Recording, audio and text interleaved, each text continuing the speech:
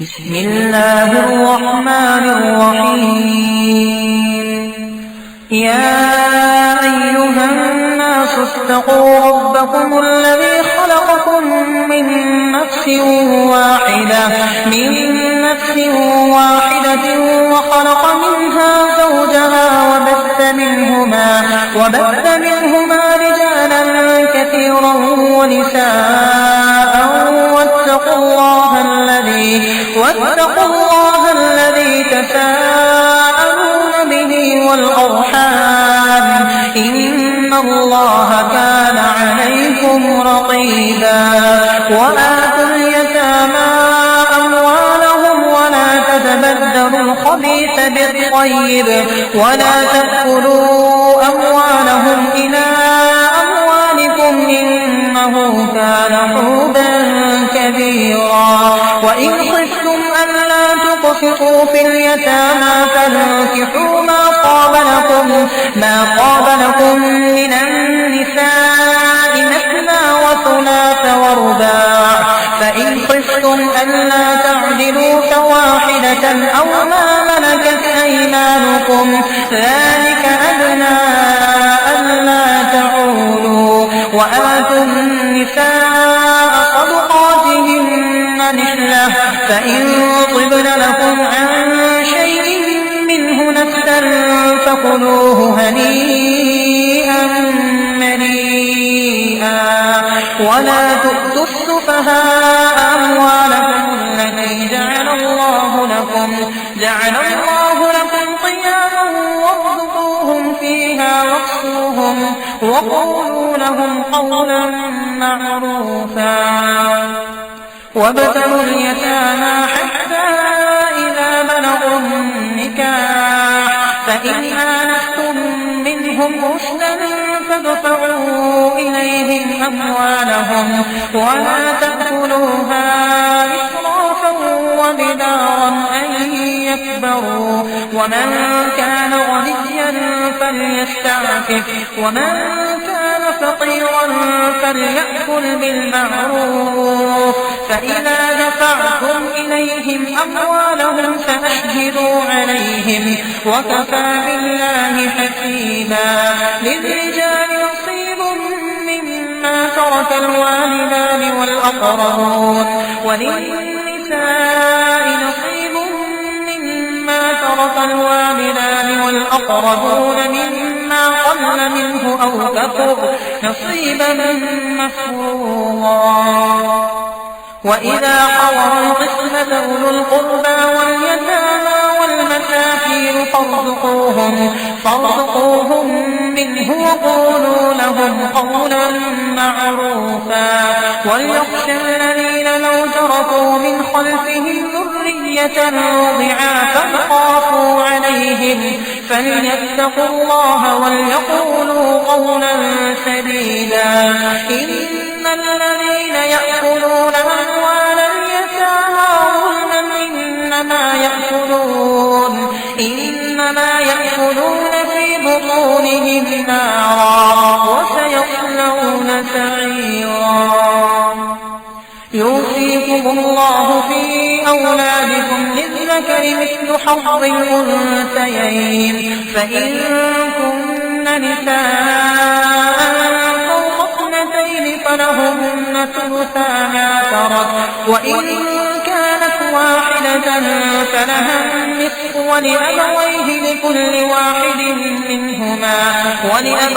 لكل واحد منهما السدس مما ترك إن كان له ولد فإن لم يكن له ولد وورثه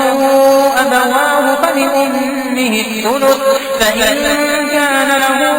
إخوة فلأمه الثلث من بعد وصية يوصي بها أو دين آباؤكم وأبناؤكم لا تدرون أيهم أقرب لكم نفعا فريضة من الله إن الله كان عليما حكيما ولكم نصف ما ترك أزواجكم إن لم يكن لهن ولد فإن كان لهن ولد فلكم الربع مما تركن من بعد وصية يوصين بها أو دين ولهن الربع مما تركتم إن لم يكن لكم ولد فإن كان لكم ولد فلهن الثمن مما تركتم من بعد وصية توصون بها أو دين وإن كان رجل يورث كلالة أو امرأة وله أخ أو أخت فلكل واحد منهما الثلث فإن كانوا أكثر من ذلك فهم شركاء في الثلث من بعد وصية يوصى بها أو دين غير مضار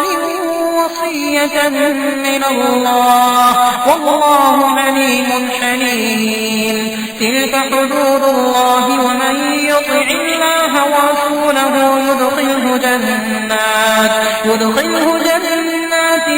تجري من تحتها الأنهار خالدين فيها وذلك الفوز العظيم ومن يعص الله ورسوله ويتعد حدوده يدخله نارا خالدا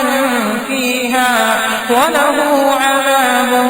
مهين واللاتي يأتين الفاحشة من نسائكم فاستشهدوا عليهن 4 منكم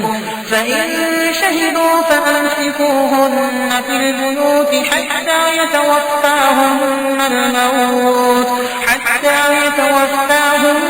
الموت أو يجعل الله لهن سبيلا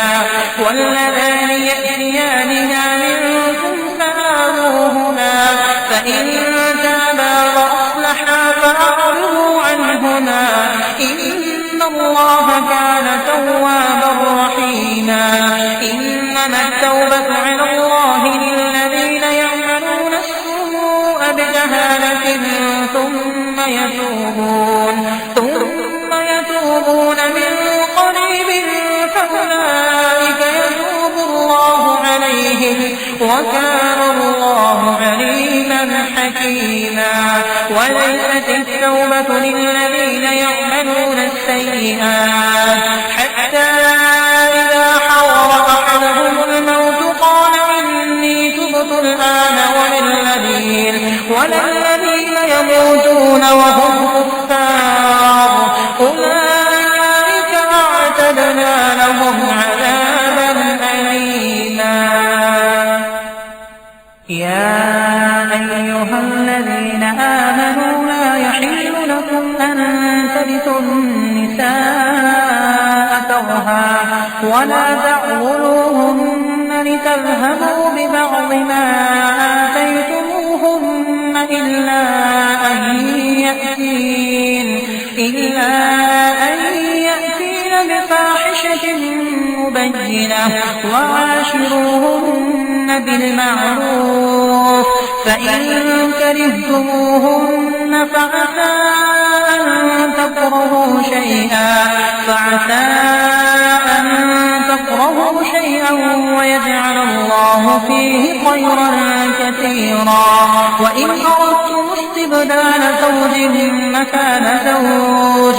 وآتيتم إحداهن قنطارا فلا تأخذوا منه شيئا أتأخذونه بهتانا وإثما مبينا وكيف تأخذونه وقد أفضى بعضكم إلى بعض وأخذن منكم ميثاقا غليظا ولا تنكحوا ما نكح آباؤكم من النساء إلا ما قد سلف إنه كان فاحشة ومقتا وساء سبيلا حرمت عليكم أمهاتكم وبناتكم وأخواتكم وعماتكم وخالاتكم وبنات الأخ وبنات الأخت وأمهاتكم اللاتي أرضعنكم وأخواتكم من الرضاعة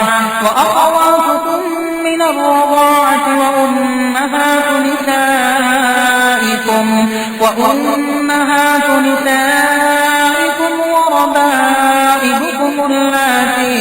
وربائبكم اللاتي في حجوركم من نسائكم اللاتي دخلتم بهن، فإن لم تكونوا دخلتم بهن فلا جناح عليكم، وحلائل أبنائكم الذين من أصلابكم، وأن تجمعوا بين الأختين إلا ما قد سلف، إن الله كان غفورا رحيما. والمحصنات من النساء إلا ما ملكت أيمانكم كتاب الله عليكم، وأحل لكم ما وراء ذلكم أن تبتغوا بأموالكم محسنين غير مسافحين، فما استمتعتم به منهن فآتوهن أجورهن فريضة، ولا جناح عليكم فيما تراضيتم به من بعد الفريضة، إن الله كان عليما حكيما. ومن لم يستطع منكم قولا أن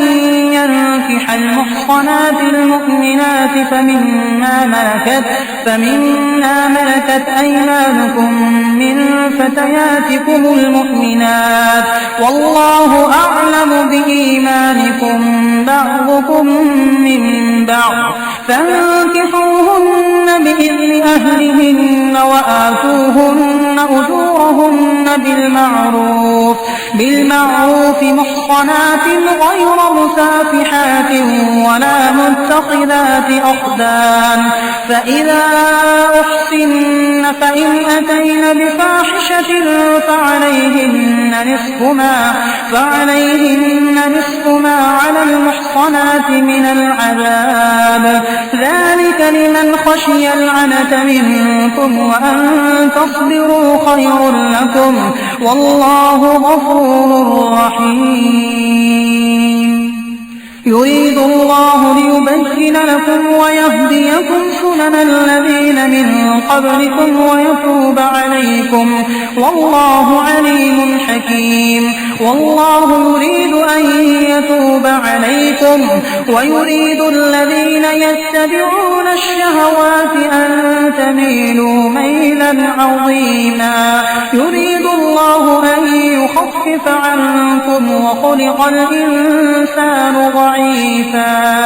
يا أيها الذين آمنوا لا تأكلوا أموالكم بينكم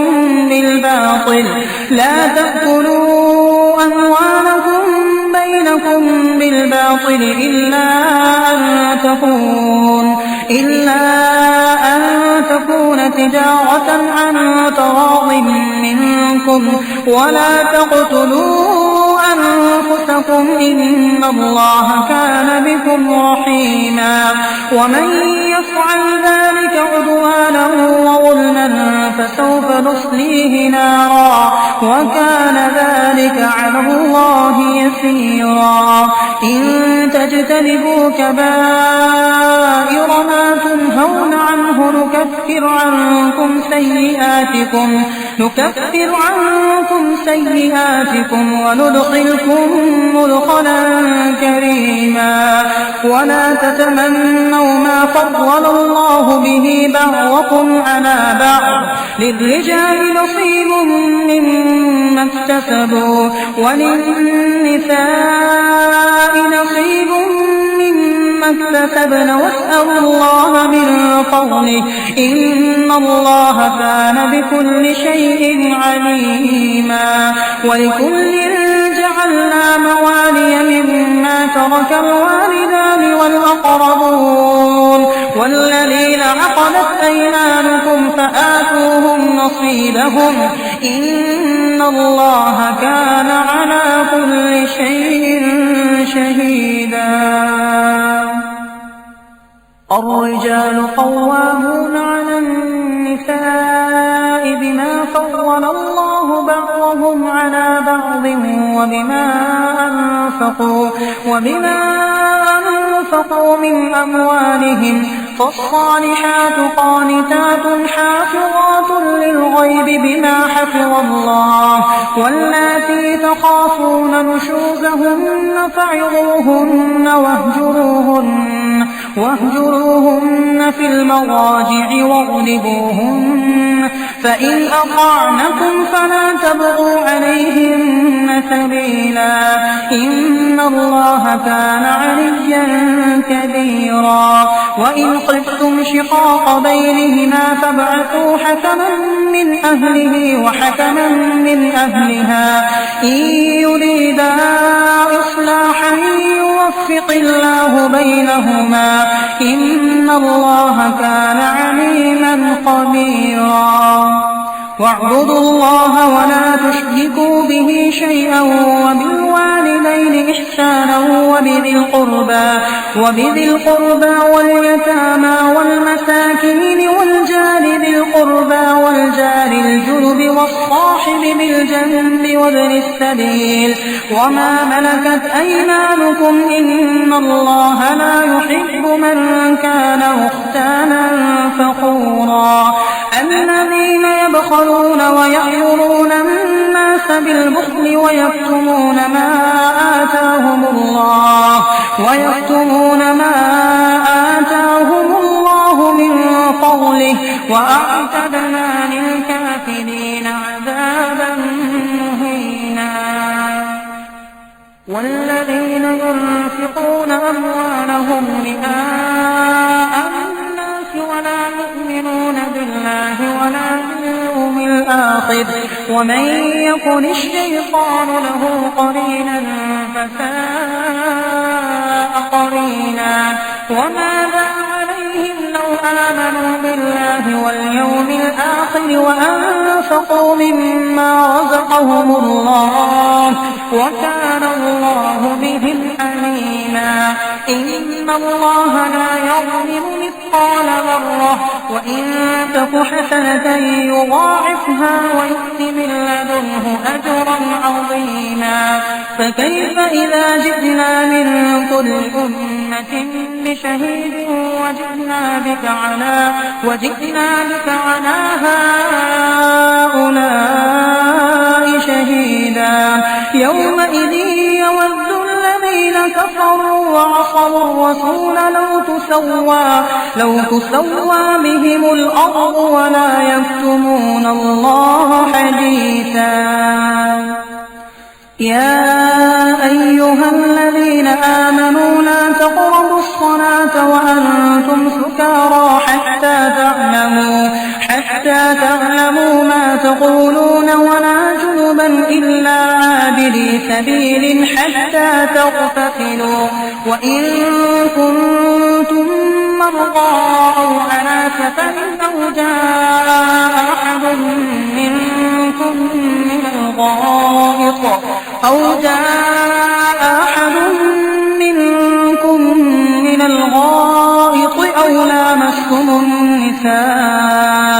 أو لامستم النساء فلم تجدوا ماء فتيمموا صعيدا طيبا فامسحوا بوجوهكم وأيديكم إن الله كان عفوا غفورا ألم تر إلى الذين أوتوا نصيبا من الكتاب يشترون الضلالة ويريدون أن تضلوا السبيل والله أعلم بأعمالكم وكفى بالله وليا وكفى بالله نصيرا. من الذين هادوا يحرفون الكلم عن مواضعه ويقولون سمعنا وعصينا واسمع غير مسمع وراعنا ليا بألسنتهم وطعنا في الدين. ولو أنهم قالوا سمعنا وأطعنا واسمع وانظرنا لكان خيرا لهم وأقوم، ولكن لعنهم الله بكفرهم فلا يؤمنون إلا قليلا. يا أيها الذين أوتوا الكتاب آمنوا بما نزلنا مصدقا لما معكم من قبل أن نطمس وجوها فنردها على أدبارها أو نلعنهم كما لعنا أصحاب السبت وكان أمر الله مفعولا. إن الله لا يغفر أن يشرك به ويغفر ما دون ذلك لمن يشاء، ومن يشرك بالله فقد افترى إثما عظيما. ألم تر إلى الذين يزكون أنفسهم بل الله يزكي من يشاء ولا يظلمون فتيلا. انظر كيف يفترون على الله الكذب وكفى به إثما مبينا. ألم تر إلى الذين أوتوا نصيبا من الكتاب يؤمنون بالجبت والطاغوت ويقولون للذين كفروا هؤلاء أهدى من الذين آمنوا سبيلا. أولئك الذين لعنهم الله ومن يلعن الله فلن تجد له نصيرا. أم لهم نصيب من الملك فإذا لا يؤتون الناس نقيرا. أم يحسدون الناس على ما آتاهم الله من فضله فقد آتينا آل إبراهيم الكتاب والحكمة وآتيناهم ملكا عظيما. فمنهم من آمن به ومنهم من صد عنه وكفى بجهنم سعيرا. إن الذين كفروا بآياتنا سوف نصليهم نارا كلما نضجت جلودهم بدلناهم جلودا غيرها ليذوقوا العذاب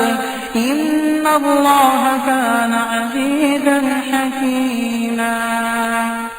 والذين آمنوا وعملوا الصالحات فندخلهم جنات تجري من تحتها الأنهار خالدين فيها أبدا لهم فيها أزواج مطهرة وندخلهم ظلا ظليلا. إن الله يأمركم أن تؤدوا الأمانات إلى أهلها وإذا حكمتم بين الناس أن تحكموا بالعدل إن الله نعم ما يعظكم به إن الله كان سميعا بصيرا. يا أيها الذين آمنوا أطيعوا الله وأطيعوا الرسول وأولي الأمر منكم فإن تنازعتم في شيء فردوه إلى الله والرسول إن كنتم تؤمنون بالله واليوم الآخر ذلك خير وأحسن تأويلا. ألم تر إلى الذين يزعمون أنهم آمنوا بما أنزل إليك وما أنزل من قبلك يريدون أن يتحاكموا إلى الطاغوت وقد أمروا أن يكفروا به ويريد الشيطان أن يضلهم ضلالا بعيدا وإذا قيل لهم تعالوا إلى ما أنزل الله وإلى الرسول رأيت المنافقين يصدون عنك صدودا فكيف إذا أصابتهم مصيبة بما قدمت أيديهم ثم جاءوك يحلفون بالله إن أردنا إلا إحسانا وتوفيقا أولئك الذين يعلم الله ما في قلوبهم فأعرض عنهم وعظهم وقل لهم في أنفسهم قولا بليغا وما أرسلنا من رسول إلا ليطاع بإذن الله ولو أنهم إذ ظلموا أنفسهم جاءوك فاستغفروا الله واستغفر لهم الرسول لوجدوا الله توابا رحيما فلا وربك لا يؤمنون حتى يحكموك فيما شجر بينهم ثم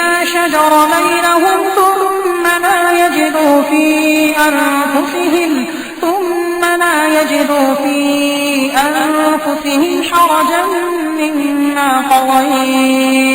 حرجا مما قضيت ويسلموا تسليما ولو أنا كتبنا عليهم أن اقتلوا أنفسكم أو اخرجوا من دياركم ما فعلوه إلا قليل منهم ولو أنهم فعلوا ما يوعظون به لكان خيرا لهم وأشد تثبيتا وإذا لآتيناهم من لدنا أجرا عظيما ولهديناهم صراطا مستقيما ومن يطع الله والرسول فأولئك مع الذين أنعم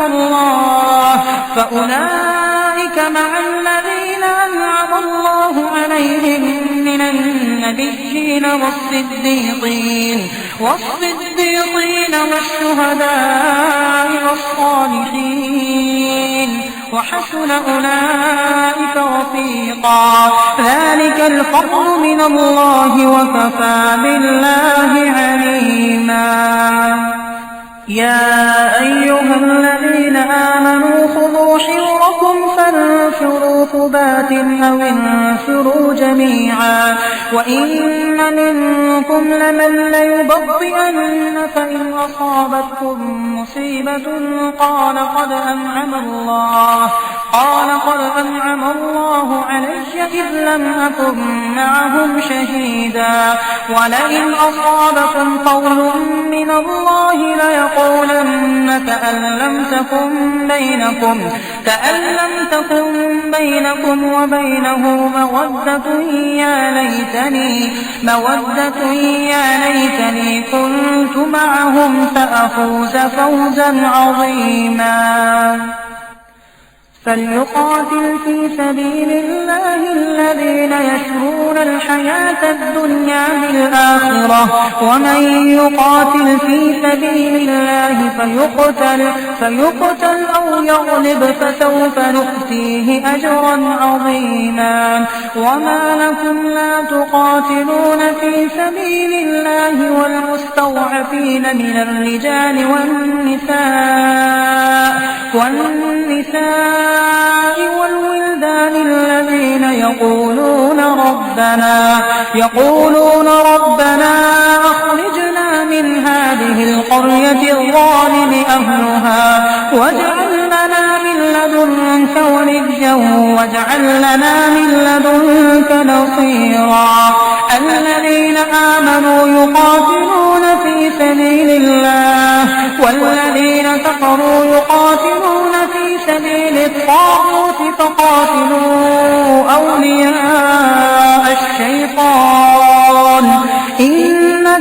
الشيطان كان ضعيفا.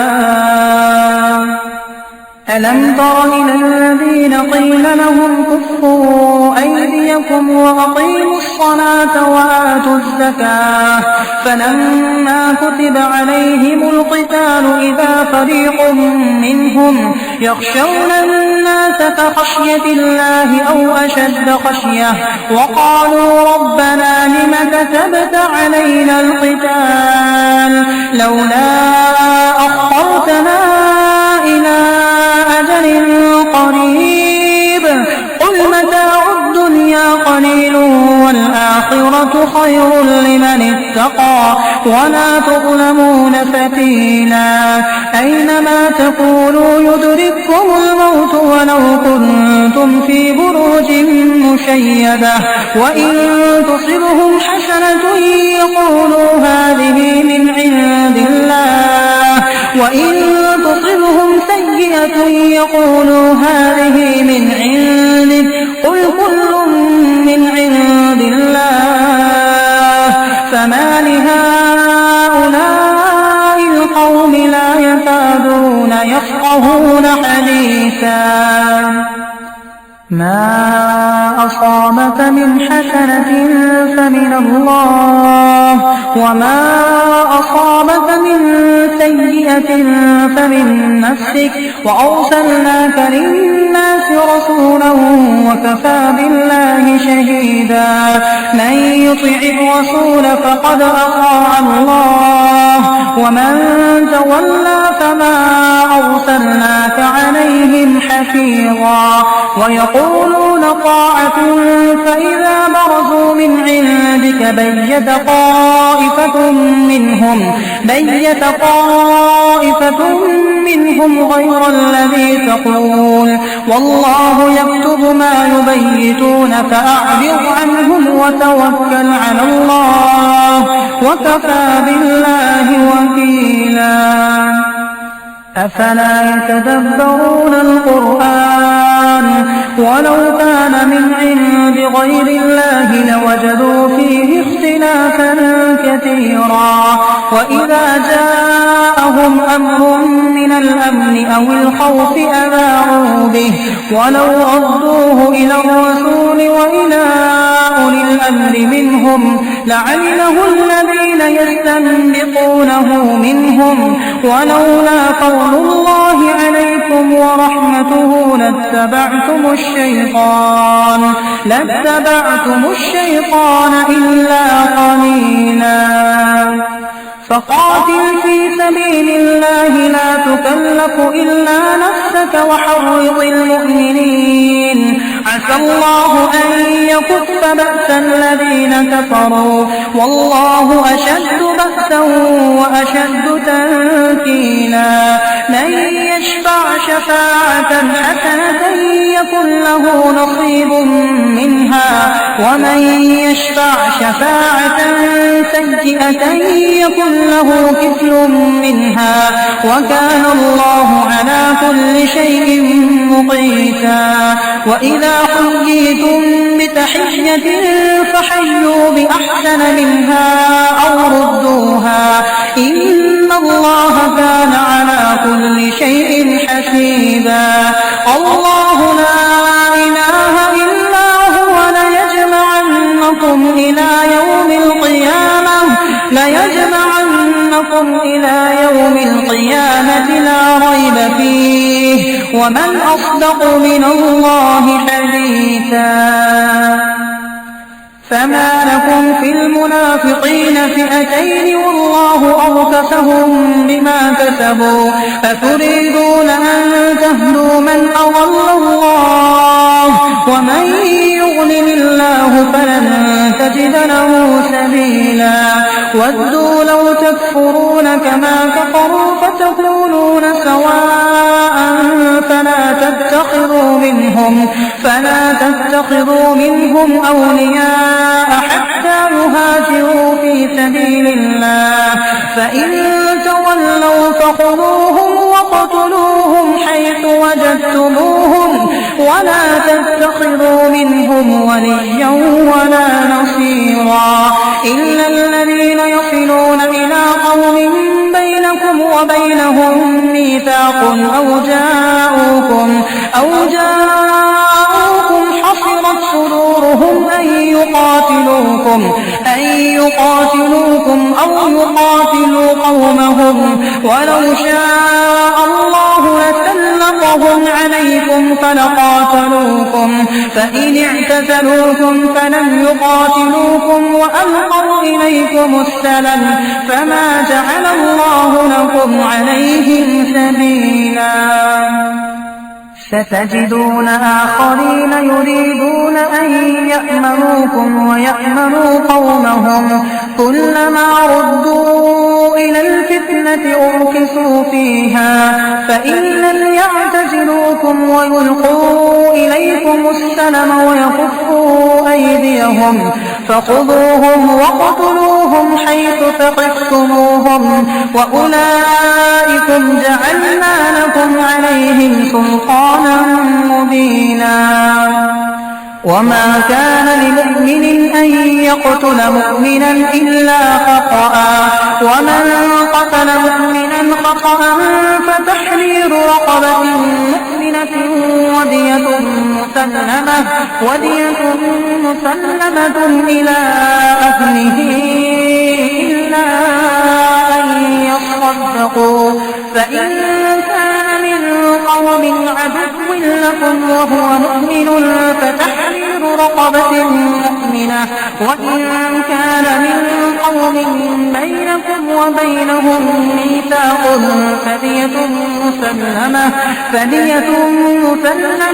إلى أهله وتحرير رقبة مؤمنة فمن لم يجد فصيام شهرين متتابعين توبة من الله وكان الله عليما حكيما ومن يقتل مؤمنا متعمدا فجزاؤه جهنم خالدا فيها وغضب الله عليه ولعنه وأعد له عذابا عظيما يا أيها الذين آمنوا إذا ضربتم في سبيل الله فتبينوا ولا تقولوا لمن ألقى إليكم السلام لست مؤمنا تبتغون عرض الحياة الدنيا فعند الله مغانم كثيرة كذلك كنتم من قبل فمن الله عليكم فتبينوا إن الله كان بما تعملون خبيرا لا يستوي القاعدون من المؤمنين غير أولي الضرر والمجاهدون في سبيل الله بأموالهم وأنفسهم فضل الله المجاهدين بأموالهم وأنفسهم على القاعدين درجة وكلا وعد الله الحسنى وفضل الله المجاهدين على القاعدين أجرا عظيما درجات منه ومغفرة ورحمة وكان الله غفورا رحيما إن الذين توفاهم الملائكة ظالمي أنفسهم قالوا فيم كنتم قالوا كنا مستضعفين في الأرض قالوا ألم تكن أرض الله واسعة فتهاجروا فيها فأولئك مأواهم جهنم وساءت مصيرا إلا المستضعفين من الرجال والنساء والولدان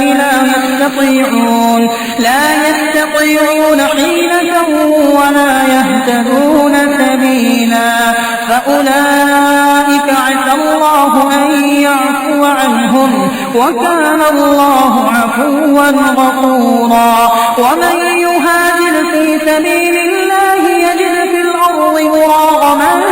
كثيرا وسعة ومن يخرج من بيته مهاجرا إلى الله ورسوله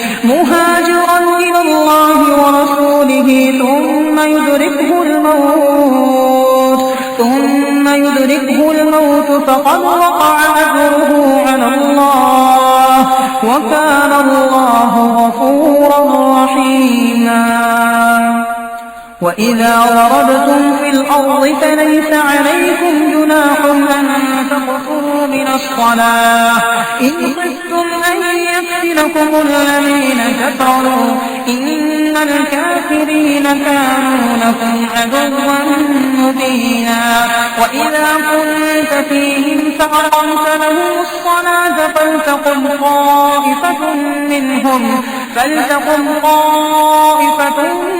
منهم معك وليأخذوا أسلحتهم فإذا سجدوا فليكونوا من ورائكم ولتأت طائفة أخرى لم يصلوا فليصلوا معك وليأخذوا حذرهم وأسلحتهم ود الذين كفروا لو تغفلون عن أسلحتكم وأمتعتكم فيميلون عليكم ميلة واحدة ولا جناح عليكم إن كان بكم أذى من مطر أو كنتم مرضى أن تضعوا أسلحتكم وخذوا حذركم إن الله أعد للكافرين عذابا مهينا فإذا قضيتم الصلاة فاذكروا الله قياما وقعودا وعلى جنوبكم فإذا اطمأننتم فأقيموا الصلاة إن الصلاة كانت على المؤمنين كتابا موقوتا ولا تهنوا في ابتغاء القوم إن تكونوا تألمون فإنهم يألمون كما تألمون وترجون من الله ما لا يرجون وكان الله عليما حكيما إنا أنزلنا إليك الكتاب بالحق لتحكم بين الناس بما أراك الله ولا تكن للخائنين خصيما واستغفر الله إن الله كان غفورا رحيما ولا تجادل عن الذين يختانون أنفسهم إن الله لا يحب من كان خوانا أثيما يستخفون من الناس ولا يستخفون من الله وهو معهم إذ يبيتون ما لا يرضى من القول وكان الله بما يعملون محيطا ها أنتم هؤلاء جادلتم عنهم في الحياة الدنيا فمن يجادل الله عنهم يوم القيامة أم من يكون عليهم وكيلا ومن يعمل سوءا أو يظلم نفسه ثم يستغفر الله يجد الله غفورا رحيما ومن يكسب إثما فإنما يكسبه على نفسه وكان الله عليما حكيما ومن يكسب خطيئة أو إثما ثم يرم به بريئا فقد احتمل بهتانا وإثما مبينا ولولا قول الله عليك ورحمته لهم طائفة منهم أن يضلوك وما يضلون إلا أنفسهم وما يضرونك من شيء وأنزل الله عليك الكتاب الكتاب والحكمة وعلمك ما لم تكن تعلم وكان فضل الله عليك عظيما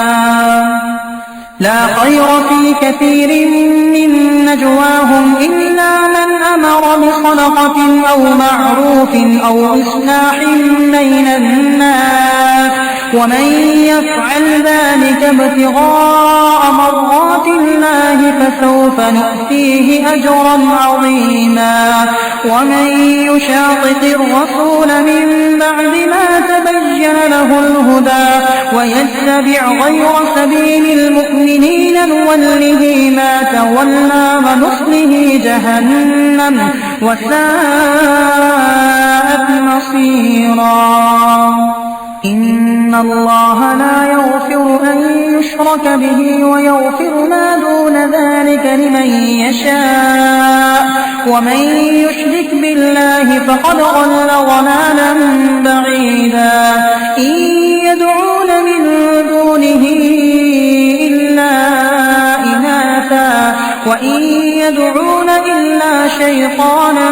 مريدا لعنه الله وقال لأتخذن من عبادك نصيبا مفروضا ولأضلنهم ولأمنينهم ولآمرنهم فليبتكن آذان الأنعام ولآمرنهم فليغيرن خلق الله ومن يتخذ الشيطان وليا من دون الله فقد خسر خسرانا مبينا يعدهم ويمنيهم وما يعدهم الشيطان إلا غرورا أولئك مأواهم جهنم ولا يجدون عنها محيصا والذين آمنوا وعملوا الصالحات سندخلهم جنات تجري من تحتها الأنهار خالدين فيها أبدا وعد الله حقا ومن أصدق من الله قيلا ليس بأمانيكم ولا أماني أهل الكتاب من يعمل سوءا يجز به ولا يجد له من دون الله وليا ولا نصيرا ومن يعمل من الصالحات من ذكر أو أنثى وهو مؤمن فأولئك يدخلون الجنة ولا يظلمون نقيرا ومن أحسن دينا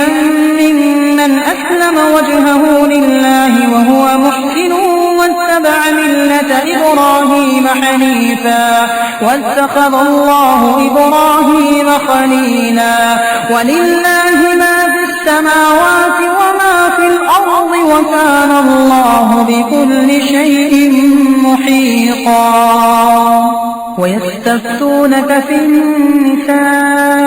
قل الله يفتيكم فيهن وما يتلى عليكم في الكتاب في يتامى النساء اللاتي لا تؤتونهن ما كتب لهن وترغبون أن تنكحوهن والمستضعفين من الولدان وأن تقوموا لليتامى بالقسط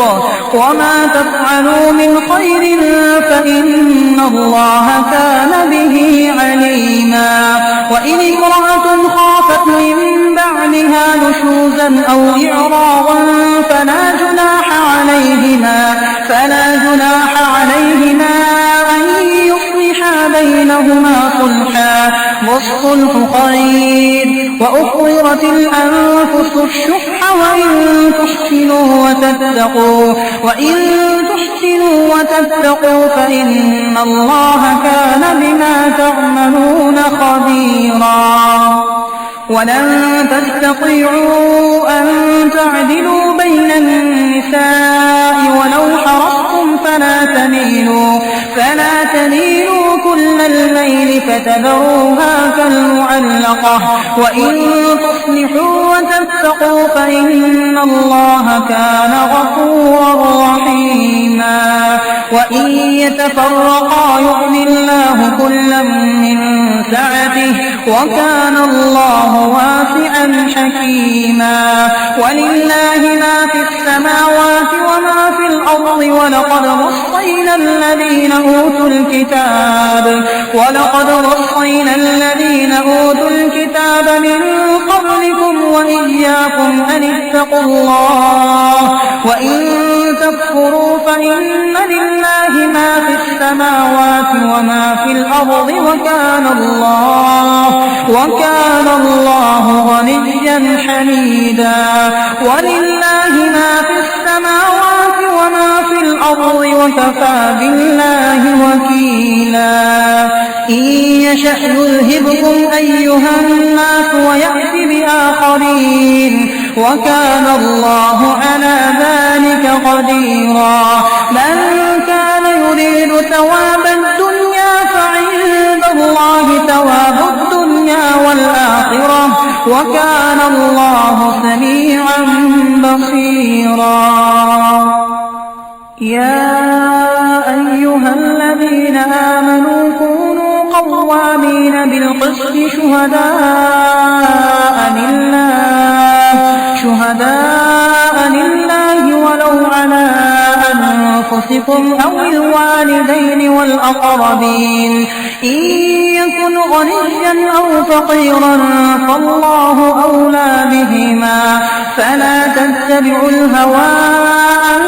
تعدلوا وإن تلووا أو تعرضوا فإن الله كان بما تعملون خبيرا يا أيها الذين آمنوا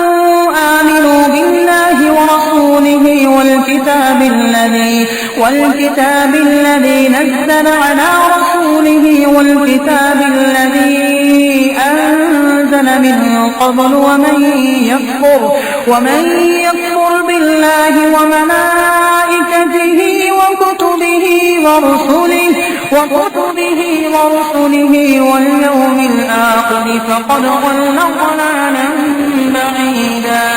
إن الذين آمنوا ثم كفروا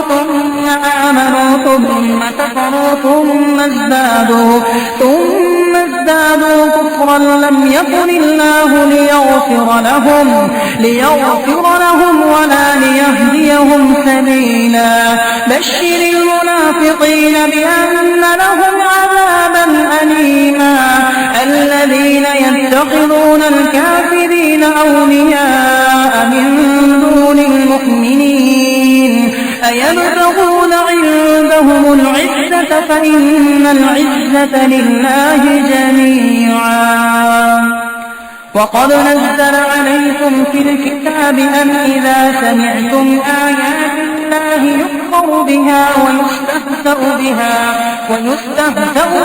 فلا تقعدوا معهم حتى يخوضوا في حديث غيره إنكم إذا مثلهم إن الله جامع المنافقين والكافرين في جهنم جميعا الذين يتربصون بكم فإن كان لكم فتح من الله قالوا ألم نكن معكم وإن كان للكافرين نصيب قالوا ألم نستحوذ عليكم ونمنعكم من المؤمنين فالله يحكم بينكم يوم القيامة ولن يجعل الله للكافرين على المؤمنين سبيلا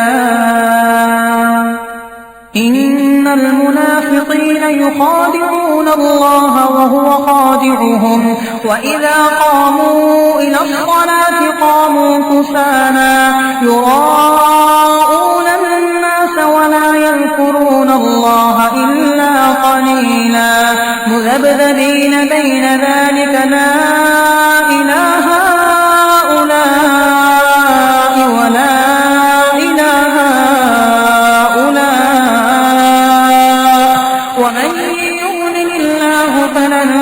تجد له سبيلا يا أيها الذين آمنوا لا تتخذوا الكافرين أولياء من دون المؤمنين أتريدون أن تجعلوا لله عليكم سلطانا مبينا إن المنافقين في الدرك الأسفل من النار ولن تجد لهم نصيرا إلا الذين تابوا وأصلحوا واعتصموا بالله وأخلصوا دينهم لله فأولئك مع المؤمنين وسوف يؤتي الله المؤمنين أجرا عظيما ما يفعل الله بعذابكم إن شكرتم وآمنتم وكان الله شاكرا عليما لا يحب الله الجهر بالسوء من القول إلا من ظلم وكان الله سميعا عليما إن تبدوا خيرا أو تخفوه أو تعفوا عن سوء فإن الله كان عفوا قديرا إن الذين يكفرون بالله ورسله ويريدون أن يفرقوا بين الله ورسله ويقولون نؤمن ببعض ونكفر ببعض ويريدون أن يتخذوا بين ذلك سبيلا أولئك هم الكافرون حقا وأعتدنا للكافرين عذابا مهينا والذين آمنوا بالله ورسله ولم يفرقوا بين أحد منهم أولئك سوف يؤتيهم أجورهم وكان الله غفورا رحيما يسألك أهل الكتاب أن تنزل عليهم كتابا من السماء فقد سألوا موسى أكبر من ذلك فقالوا أرنا الله جهرة فأخذتهم الصاعقة بظلمهم ثم اتخذوا العجل من بعد ما جاءتهم البينات فعفونا عن ذلك وآتينا موسى سلطانا مبينا ورفعنا فوقهم الطور بميثاقهم وقلنا لهم ادخلوا الباب سجدا وقلنا لهم لا تعدوا في السبت وأخذنا منهم ميثاقا غليظا فبما نقضهم ميثاقهم وكفرهم بآيات الله وقتلهم الأنبياء بغير حق وقولهم قلوبنا غلف بل طبع الله عليها بكفرهم فلا يؤمنون إلا قليلا وبكفرهم وقولهم على مريم بهتانا عظيما وقولهم إنا قتلنا المسيح عيسى ابن مريم رسول الله وما قتلوه وما صلبوه ولكن شبه لهم وإن الذين اختلفوا فيه لفي شك منه ما لهم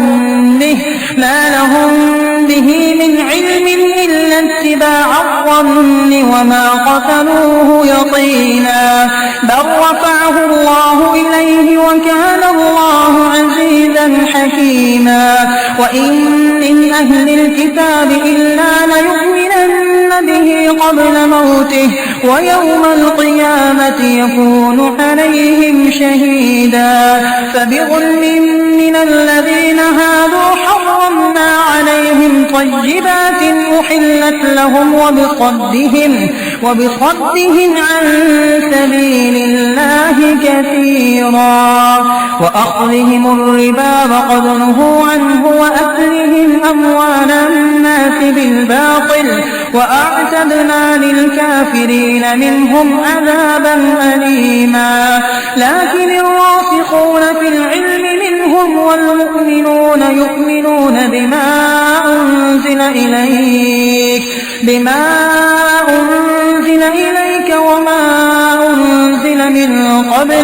وما أنزل من قبلك والمقيمين الصلاة والمؤتون الزكاة والمؤمنون بالله واليوم الآخر أولئك سنؤتيهم أجرا عظيما إنا أوحينا إليك كما أوحينا إلى نوح والنبيين من بعده وأوحينا إلى إبراهيم وإسماعيل وإسحاق ويعقوب والأسباط وعيسى وأيوب ويونس وهارون وسليمان وآتينا داود زبورا ورسلا قد قصصناهم عليك من قبل ورسلا لم نقصصهم عليك وكلم الله موسى تكليما رسلا مبشرين ومنذرين لئلا يكون للناس على الله حجة بعد الرسل وكان الله عزيزا حكيما لكن الله يشهد بما أنزل إليك أنزله بعلمه والملائكة يشهدون وكفى بالله شهيدا إن الذين كفروا وصدوا عن سبيل الله قد ضلوا ضلالا بعيدا إن الذين كفروا وظلموا لم يكن الله ليغفر لهم ولا ليهديهم طريقا إلا طريق جهنم خالدين فيها أبدا وكان ذلك على الله يسيرا يا أيها الناس قد جاءكم الرسول بالحق من ربكم فآمنوا خيرا لكم وإن تكفروا فإن لله ما في السماوات والأرض وكان الله عليما حكيما يا أهل الكتاب لا تغلوا في دينكم ولا تقولوا على الله إلا الحق إنما المسيح عيسى بن مريم رسول الله وكلمته ألقاها إلى مريم وروح منه فآمنوا بالله ورسله ولا تقولوا ثلاثة انتهوا خيرا لكم إنما الله إله واحد سبحانه أن يكون له ولد له ما في السماوات وما في الأرض وكفى بالله وكيلا لن يستنكف المسيح أن يكون عبدا لله ولا الملائكة المقربون ومن يستنكف عن عبادته ويستكبر فسيحشرهم إليه جميعا فأما الذين آمنوا وعملوا الصالحات فيوفيهم أجورهم ويزيدهم من فضله وأما الذين استنكفوا واستكبروا فيعذبهم عذابا أليما ولا يجدون لهم من دون الله وليا ولا نصيرا يا أيها الناس قد جاءكم برهان من ربكم وأنزلنا إليكم نورا مبينا فأما الذين آمنوا بالله واعتصموا به فسيدخلهم في رحمة منه وفضل ويهديهم إليه صراطا مستقيما يستفتون فقل الله يفتيكم في الكلالة إن امرؤ هلك ليس له ولد وله أخت فلها نصف ما ترك وهو يرثها إن لم يكن لها ولد فإن كانت اثنتين فلهما الثلثان مما ترك وإن كانوا إخوة رجالا ونساء فللذكر مثل حظ الأنثيين يبين الله لكم أن تضلوا والله بكل شيء عليم. Please like and subscribe my channel Islam the Ultimate Peace. بسم الله الرحمن الرحيم يا أيها الناس اتقوا ربكم الذي خلقكم من نفس واحدة وخلق منها زوجها وبث منهما رجالا كثيرا ونساء واتقوا الله الذي تساءلون به والأرحام إن الله كان عليكم رقيبا وآتوا اليتامى أموالهم ولا تتبدلوا الخبيث بالطيب ولا تأكلوا أموالهم إلى أموالكم إنه كان حوبا كبيرا وإن خفتم ألا تقسطوا في اليتامى فانكحوا ما طاب لكم من النساء مثنى وثلاث ورباع فإن خفتم ألا تعدلوا فواحدة أو ما ملكت أيمانكم ذلك أدنى ألا تعولوا وآتوا النساء صدقاتهن نحلة فإن طبن لكم عن شيء منه نفسا فكلوه هنيئا مريئا ولا تؤتوا السفهاء أموالكم التي جعل الله لكم قياما وارزقوهم فيها واكسوهم وقولوا لهم قولا معروفا وابتلوا اليتامى حتى إذا بلغوا النكاح فإن آنستم منهم رشدا فادفعوا إليهم أموالهم ولا تأكلوها إسرافا وبدارا أن يكبروا ومن كان غنيا فليستعفف ومن كان فقيرا فليأكل بالمعروف فإذا دفعتم إليهم أموالهم فأشهدوا عليهم وكفى بالله حسيبا للرجال نصيب مما ترك الوالدان والأقربون وللنساء نصيب مما ترك الوالدان والأقربون مما قل منه أو كثر نصيبا مفروضا وإذا حضر القسمة أولو القربى واليتامى والمساكين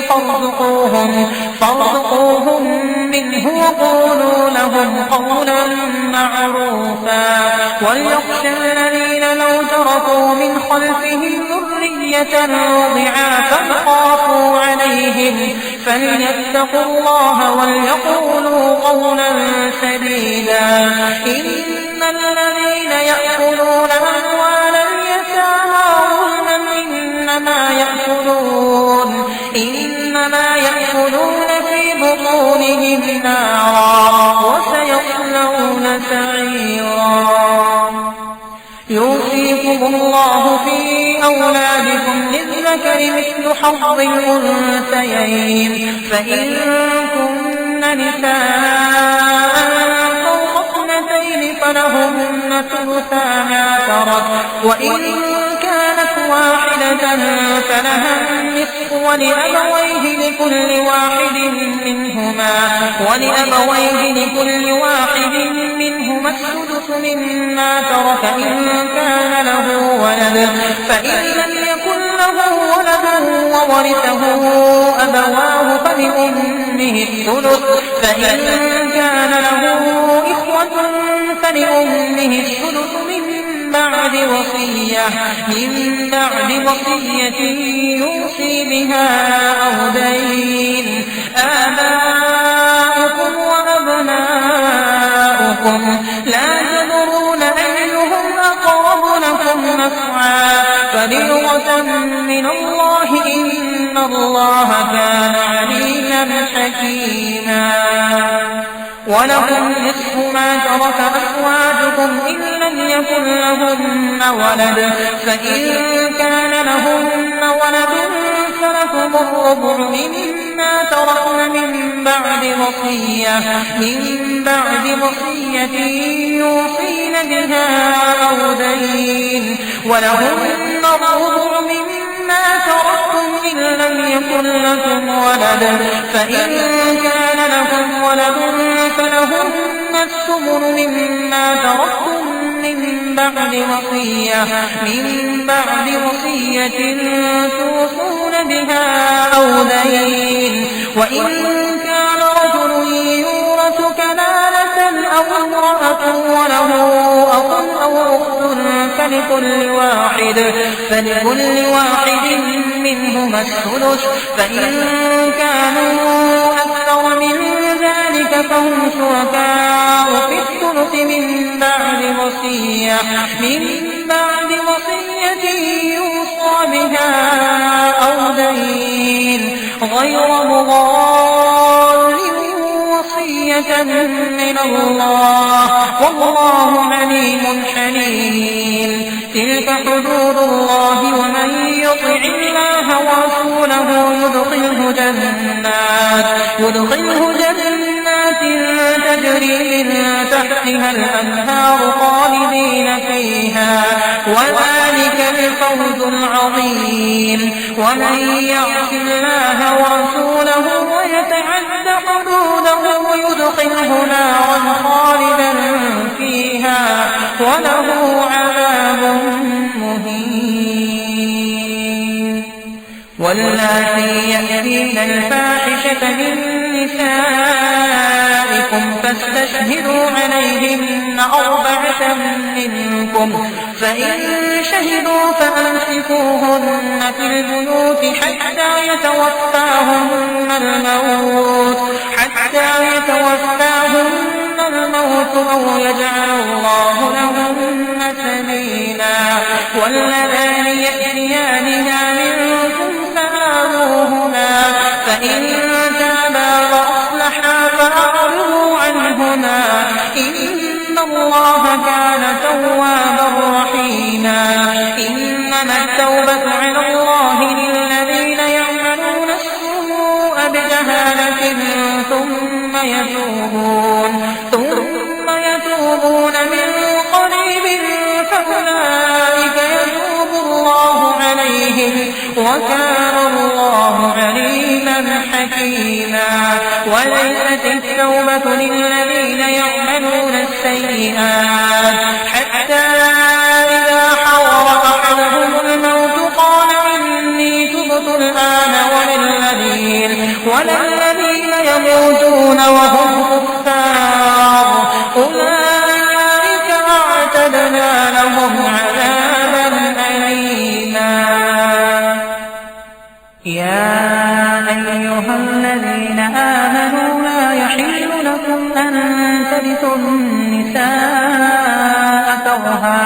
ولا تعضلوهن لتذهبوا ببعض ما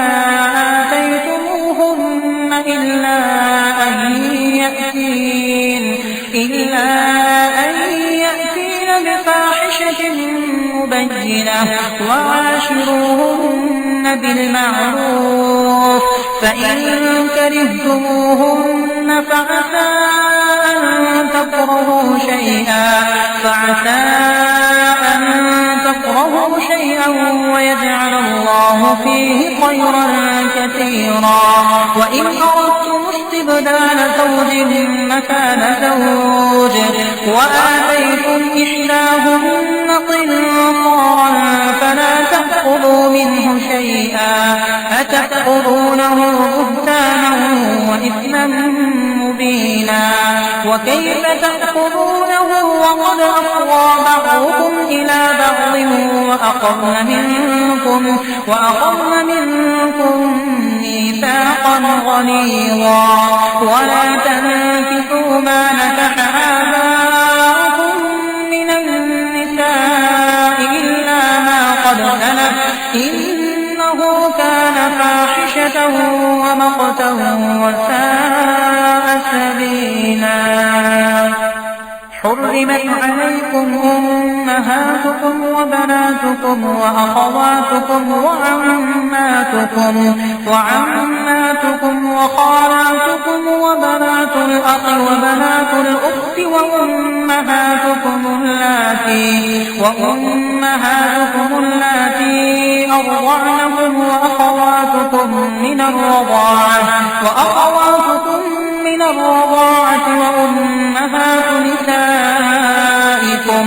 وأمهات نسائكم وربائبكم اللاتي في حجوركم من نسائكم اللاتي دخلتم بهن فإن لم تكونوا دخلتم بهن فلا جناح عليكم وحلائل أبنائكم الذين من أصلابكم وأن تجمعوا بين الأختين إلا ما قد سلف إن الله كان غفورا رحيما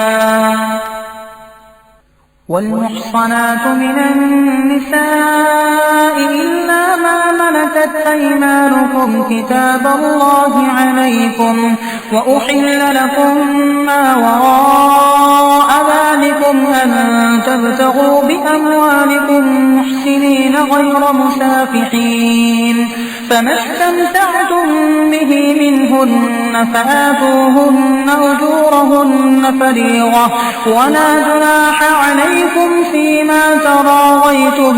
به من بعد الفريضة إن الله كان عليما حكيما ومن لم يستطع منكم قولا أن ينكح المحصنات المؤمنات فمما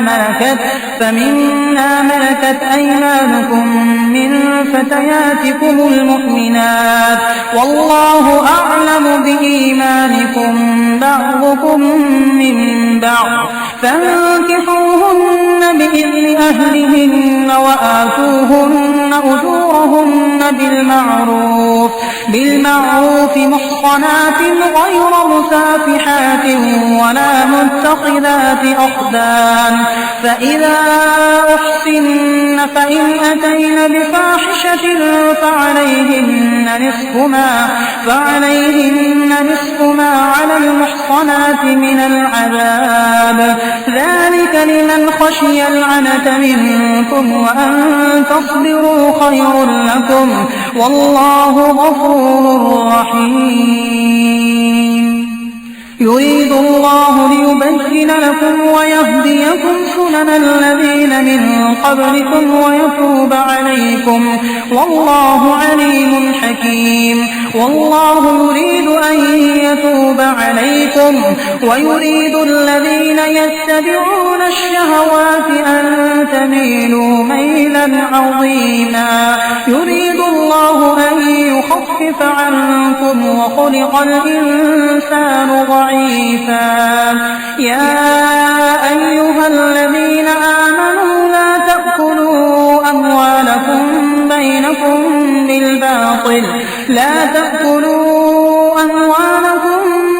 بينكم بالباطل إلا أن تكون تجارة عن تراض منكم ولا تقتلوا أنفسكم إن الله كان بكم رحيما ومن يفعل ذلك عدوانا وظلما فسوف نصليه نارا وكان ذلك على الله يسيرا إن تجتنبوا كبائر ما تنهون عنه نكفر عنكم سيئاتكم وندخلكم مدخلا كريما ولا تتمنوا ما فضل الله به بعضكم على بعض للرجال نصيب مما اكتسبوا وللنساء نصيب مما اكتسبن واسألوا الله من فضله إن الله كان بكل شيء عليما ولكل جعلنا موالي مما ترك الوالدان والأقربون والذين عقدت أيمانكم فآتوهم نصيبهم إن الله كان على كل شيء شهيدا الرجال قوامون على النساء بما فضل الله بعضهم على بعض وبما أنفقوا من أموالهم فالصالحات قانتات حافظات للغيب بما حفظ الله واللاتي تخافون نشوزهن فعظوهن واهجروهن في المضاجع واضربوهن فإن أطعنكم فلا تبغوا عليهن سبيلا إن الله كان عليا كبيرا وإن خفتم شقاق بينهما فابعثوا حكما من أهله وحكما من أهلها إن يريدا إصلاحا يوفق الله بينهما إن الله كان عليما خبيرا واعبدوا الله ولا تشركوا به شيئا وبالوالدين إحسانا وبذي القربى واليتامى والمساكين والجار ذي القربى والجار الجنب والصاحب بالجنب وابن السبيل وما ملكت أيمانكم إن الله لا يحب من كان مختالا فخورا الذين يبخلون ويأمرون الناس بالبخل ويكتمون ما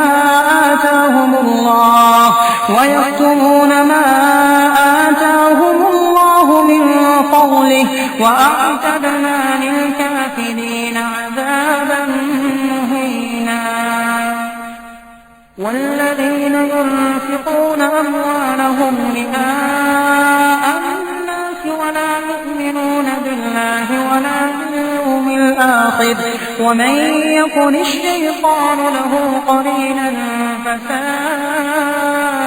قرينا وماذا عليهم لو آمنوا بالله واليوم الآخر وأنفقوا مما رزقهم الله وكان الله بهم عليما إن الله لا يظلم مثقال ذرة وإن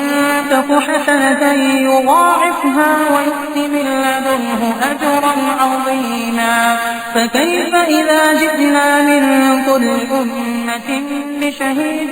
وجئنا بك على هؤلاء شهيدا يومئذ يود الذين كفروا وعصوا الرسول لو تسوى بهم الأرض ولا يكتمون الله حديثا يا أيها الذين آمنوا لا تقربوا الصلاة وأنتم سكارى حتى تعلموا ما تقولون ولا جنبا إلا عابري عابري سبيل حتى تغتسلوا وإن كنتم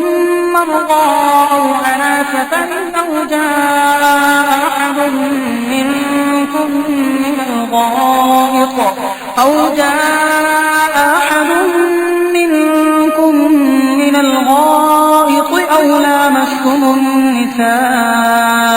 أو لامستم النساء فلم تجدوا ماء فتيمموا صعيدا طيبا فامسحوا بوجوهكم وأيديكم إن الله كان عفوا غفورا ألم تر إلى الذين أوتوا نصيبا من الكتاب يشترون الضلالة ويريدون أن تضلوا السبيل والله أعلم بأعدائكم وكفى بالله وليا وكفى بالله نصيرا من الذين هادوا يحرفون الكلم عن مواضعه ويقولون سمعنا وعصينا واسمع غير مسمع وراعنا ليا بألسنتهم وطعنا في الدين ولو أنهم قالوا سمعنا وأطعنا واسمع وانظرنا لكان خيرا لهم وأقوم ولكن لعنهم الله بكفرهم فلا يؤمنون إلا قليلا يا أيها الذين أوتوا الكتاب آمنوا بما نزلنا مصدقا لما معكم من قبل أن نطمس وجوها فنردها على أدبارها أو نلعنهم كما لعنا أصحاب السبت وكان أمر الله مفعولا إن الله لا يغفر أن يشرك به ويغفر ما دون ذلك لمن يشاء ومن يشرك بالله فقد افترى إثما عظيما ألم تر إلى الذين يزكون أنفسهم بل الله يزكي من يشاء ولا يظلمون فتيلا انظر كيف يفترون على الله الكذب وكفى به إثما مبينا ألم تر إلى الذين أوتوا نصيبا من الكتاب يؤمنون بالجبت والطاغوت ويقولون للذين كفروا هؤلاء أهدى من الذين آمنوا سبيلا أولئك الذين لعنهم الله ومن يلعن الله فلن تجد له نصيرا أم لهم نصيب من الملك فإذا لا يؤتون الناس نصيرا أم يحسدون الناس على ما آتاهم الله من فضله فقد آتينا آل إبراهيم الكتاب والحكمة وآتيناهم ملكا عظيما فمنهم من آمن به ومنهم من صد عنه وكفى بجهنم سعيرا إن الذين كفروا بآياتنا سوف نصليهم نارا كلما نضجت جلودهم بدلناهم جلودا غيرها ليذوقوا العذاب إن الله كان عزيزا حكيما والذين آمنوا وعملوا الصالحات فندخلهم جنات تجري من تحتها الأنهار خالدين فيها أبدا لهم فيها أزواج مطهرة وندخلهم ظلا ظليلا إن الله يأمركم أن تؤدوا الأمانات إلى أهلها وإذا حكمتم بين الناس أن تحكموا بالعدل إن الله نعم يعظكم به إن الله كان سميعا بصيرا. يا أيها الذين آمنوا أطيعوا الله وأطيعوا الرسول وأولي الأمر منكم فإن تنازعتم في شيء فردوه إلى الله والرسول إن كنتم تؤمنون بالله واليوم الآخر ذلك خير وأحسن تأويلا. ألم تر إلى الذين يزعمون أنهم آمنوا بما أنزل إليك وما أنزل من قبلك يريدون أن يتحاكموا إلى الطاغوت وقد أمروا أن يكفروا به ويريد الشيطان أن يضلهم ضلالا بعيدا. وإذا قيل لهم تعالوا إلى ما أنزل الله وإلى الرسول رأيت المنافقين يصدون عنك صدودا. فكيف إذا أصابتهم مصيبة بما قدمت أيديهم ثم جاءوك يحلفون بالله إن أردنا إلا إحسانا وتوفيقا. أولئك الذين يعلم الله ما في قلوبهم فأعرض عنهم وعظهم وقل لهم في أنفسهم قولا بليغا. وما أرسلنا من رسول إلا ليطاع بإذن الله ولو أنهم إذ ظلموا أنفسهم جاءوك فاستغفروا الله واستغفر لهم الرسول لوجدوا الله توابا رحيما. فلا وربك لا يؤمنون حتى يحكموك فيما شجر بينهم ثم لا يجدوا في أنفسهم حرجا مما قضيت ويسلموا تسليما. ولو أنا كتبنا عليهم أن اقتلوا أنفسكم أو اخرجوا من دياركم ما فعلوه إلا قليل منهم ولو أنهم فعلوا ما يوعظون به لكان خيرا لهم وأشد تثبيتا. وإذا لآتيناهم من لدنا أجرا عظيما ولهديناهم صراطا مستقيما. ومن يطع الله والرسول فأولئك مع الذين أنعم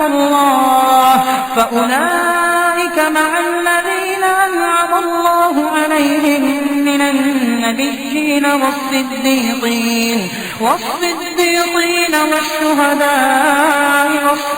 والصالحين وحسن أولئك رفيقا. ذلك الفضل من الله وكفى بالله عليما. يا أيها الذين آمنوا خذوا حذركم فانفروا ثبات أو انفروا جميعا. وإن منكم لمن ليبطئن فإن أصابتكم مصيبة قال قال قد أنعم الله علي إذ لم أكن معهم شهيدا ولئن أصابكم قول من الله ليقولن كأن لم تكن بينكم وبينه مودة يا ليتني كنت معهم فأفوز فوزا عظيما فليقاتل في سبيل الله الذين يشرون الحياة الدنيا بالآخرة ومن يقاتل في سبيل الله فيقتل أو يغلب فسوف نؤتيه أجرا عظيما وما لكم لا تقاتلون في سبيل الله والمستضعفين من الرجال والنساء والولدان الذين يقولون ربنا أخرجنا من هذه القرية الظالم أهلها واجعل لنا من لدنك وليا واجعل لنا من لدنك نصيرا الذين آمنوا يقاتلون في سبيل الله والذين كفروا يقاتلون في سبيل الطاغوت فقاتلوا أولياء الشيطان إن كيد الشيطان كان ضعيفا ألم تر إلى الذين قيل لهم كفوا أيديكم وأقيموا الصلاة وآتوا الزكاة فلما كتب عليهم القتال إذا فريق منهم يخشون الناس كخشية الله أو أشد خشية وقالوا ربنا لم كتبت علينا القتال لولا أخرتنا إلى أجل قريب قل متاع الدنيا قليل والآخرة خير لمن اتقى ولا تظلمون فتيلا أينما تكونوا يدرككم الموت ولو كنتم في بروج مشيدة وإن تصبهم حسنة يقولوا هذه من عند الله وإن تصبهم سيئة يقولوا هذه من عندك قل كل من عند الله فما لهؤلاء القوم لا يكادون يفقهون حديثا ما أصابك من حسنة فمن الله وما أصابك من سيئة فمن نفسك وأرسلناك للناس رسولا وكفى بالله شهيدا من يطع الرسول فقد أطاع الله ومن تولى فما أرسلناك عليهم حفيظا ويقولون طاعة فإذا برزوا من عندك بيت طائفة منهم غير الذي تقول والله يكتب ما يبيتون فأعرض عنهم وتوكل على الله وكفى بالله وكيلا أفلا يتدبرون القرآن ولو كان من عند غير الله لوجدوا فيه اختلافا كثيرا وإذا جاءهم أمر من الأمن أو الخوف أذاعوا به ولو ردوه إلى الرسول وإلى أولي الأمر منهم لعلمه الذين يستنبطونه منهم ولولا قول الله عليكم ورحمته لاتبعتم الشيطان إلا قليلا فقاتل في سبيل الله لا تكلف إلا نفسك وحرض المؤمنين عسى الله أن يكف بأس الذين كفروا والله أشد بأسا وأشد تنكيلا لن يشفع شفاعة حسنة يكن له نصيب منها ومن يشفع شفاعة سيئة يكن له كفل منها وكان الله على كل شيء مقيتا وإذا حييتم بتحية فحيوا بأحسن منها أو ردوها إن الله كان على كل شيء حسيبا الله لا إله إلا هو ليجمعنكم إلى يوم القيامة لا ريب فيه ومن أصدق من الله حديثا فما لكم في المنافقين فئتين والله أركسهم بما كسبوا أتريدون أن تهدوا من أضل الله ومن يضلل الله فلن تجد له سبيلا ودوا لو تكفرون كما كفروا فتكونون سواء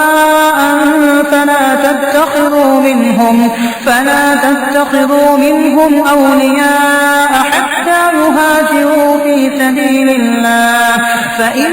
تولوا فخذوهم وقتلوهم حيث وجدتموهم ولا تتخذوا منهم وليا ولا نصيرا إلا الذين يصلون إلى قوم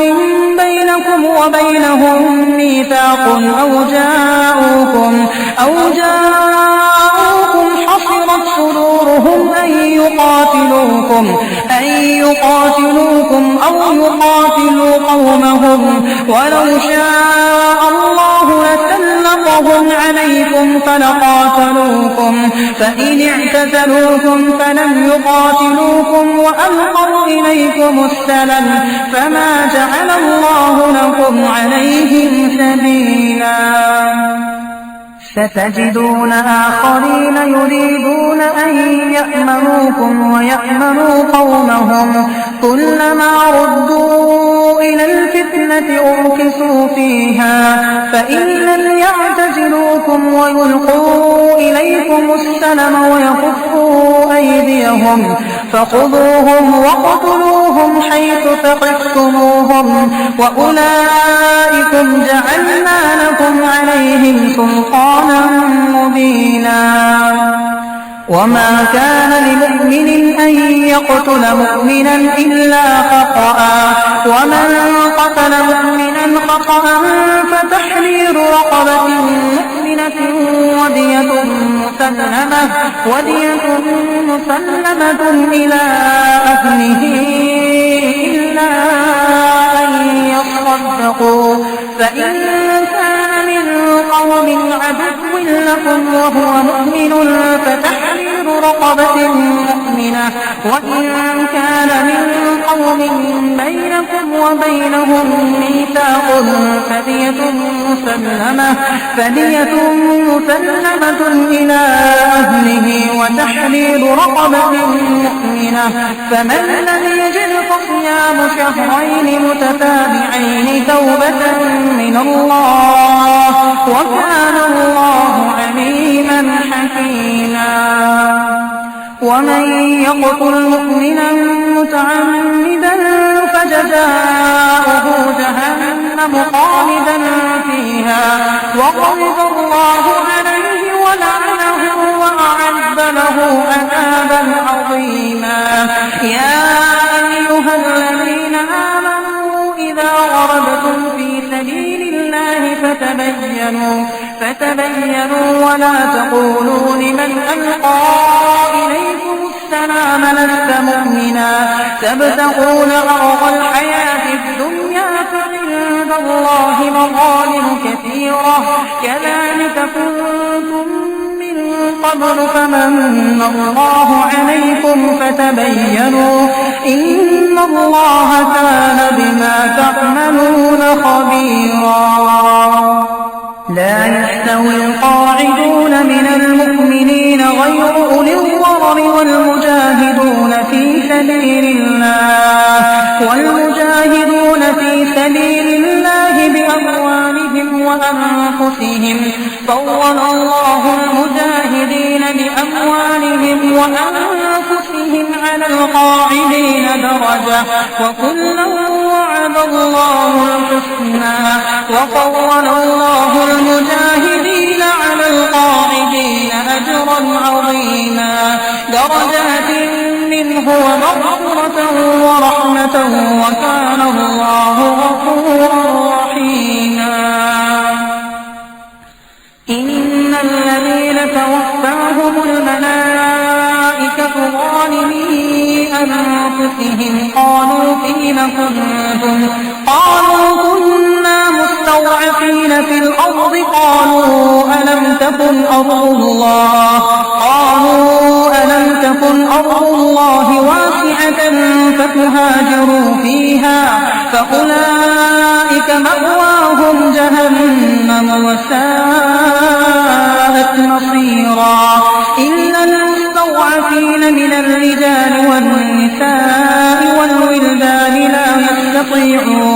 لا يستطيعون حيلة ولا يهتدون سبيلا فأولئك عسى الله أن يعفو عنهم وكان الله عفوا غفورا ومن يهاجر في سبيل الله يجد في الأرض مراغما كثيرا وسعة ومن يخرج من بيته مهاجرا إلى الله ورسوله